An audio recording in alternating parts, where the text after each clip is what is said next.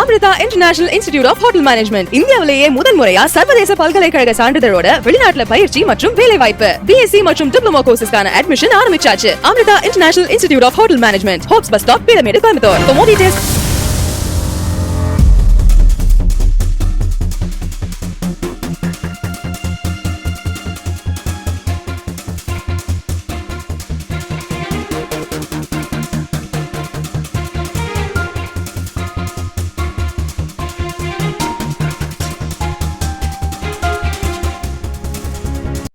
கோவையில் அகில இந்திய ரியல் எஸ்டேட் கூட்டமைப்பின் முப்பெரும் விழா, முன்னாள் மாவட்ட நீதிபதி பங்கேற்பு.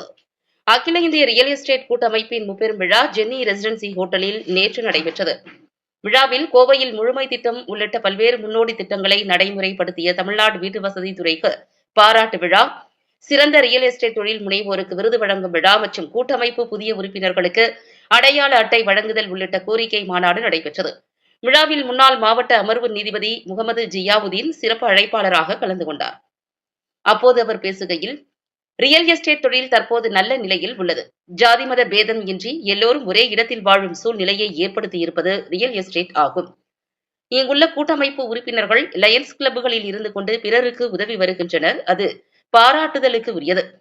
சமூக முன்னேற்றம் என்பது தொழில்துறை, கல்வி என எதுவாக இருந்தாலும் எல்லாவற்றிலும் பெண்கள் எப்போது சம பங்களிப்பு பெறுகிறார்களோ அப்போதுதான் அந்த நாடு முன்னேற்றம் அடையும் என்று அவர் கூறினார். முன்னதாக நடைபெற்ற மாநாட்டில் தமிழ்நாடு மாநில தகவல் ஆணைய ஆணையாளர் பிரியகுமார், கூட்டமைப்பு நிறுவனர் ஹென்றி, தேசிய செயலாளர் செந்தில்குமார், தேசிய துணை செயலாளர் பாலசண்முகம் உட்பட பலர் கலந்து கொண்டு பேசினர்.